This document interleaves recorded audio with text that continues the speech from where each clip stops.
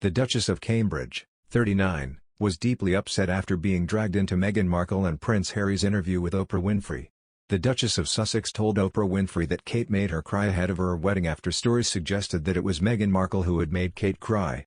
Royal expert Neil Sean has claimed Kate turned to her brother during the time. Mr. Sean said, "There was one person she could really turn to, confide in and be assured that it would go no further. He's become her rock, her brother James Middleton. It's James who Kate turned to in these troubled times because she liked his calm and relaxing influence. That's not to say she didn't want to turn to her husband Prince William, but she knew that he already had quite a lot on his plate and didn't want to burden him with more." Royal expert Katie Nicholl explained she had heard multiple versions of the crying story. Ms. Nicholl said, "I heard more than one version of the story about the dress fitting. I have heard that it was Kate that was in tears. I think this is the first time that we've all heard that Meghan was in tears. I think what we can be sure of is tensions were running high. Kate had just given birth. She did take flowers to Meghan. I had been told flowers had been exchanged, but there are different versions of this story. I don't believe for a second that we're going to hear the palace clarify the situation or put Kate's side to the story across. I think that's something that they're going to be far less concerned about, but I think the idea that Kate has been dragged into this will be upsetting for Kate, who behind the scenes has tried very hard to be a peacemaker between William and Harry. She's been deeply saddened by the brothers falling out.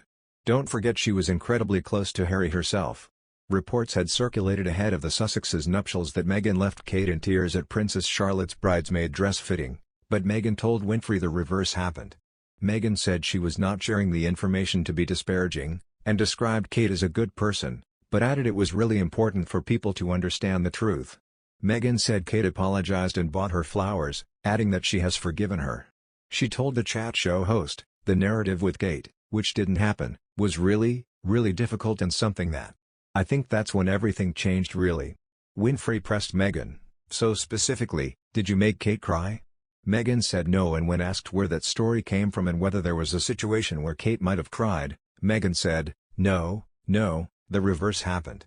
And I don't say that to be disparaging to anyone, because it was a really hard week of the wedding, and she was upset about something, but she owned it and she apologized and she brought me flowers and a note apologizing, and she did what I would do if I knew that I'd hurt someone, right, to just take accountability for it."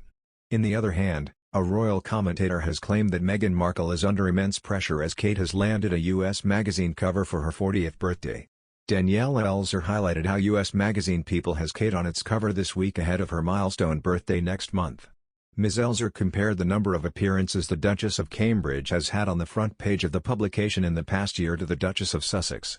The royal commentator said, "Just in case anyone's counting, this is the Duchess' fourth star turn on the front of the glossy entertainment magazine in the last 12 months, including her second solo outing. Here's the kicker, Meghan, the Duchess of Sussex? During one of the biggest years of her life, including one in which she accused the royal house of institutional racism and ignoring her pleas for help when her mental health suffered, when she welcomed her second child and when she launched her post-Megxit career. Not a single cover of just her. Meghan has appeared twice on covers with Harry, while he has notched up a further 2 covers without his wife. While the cover of People is hardly the most precise of barometers of public standing and approval, what Kate's continued appearance, and Meghan's lack of star billing, casts a less than sparkling picture of the Sussexes' stateside campaign to establish themselves as dazzling public figures.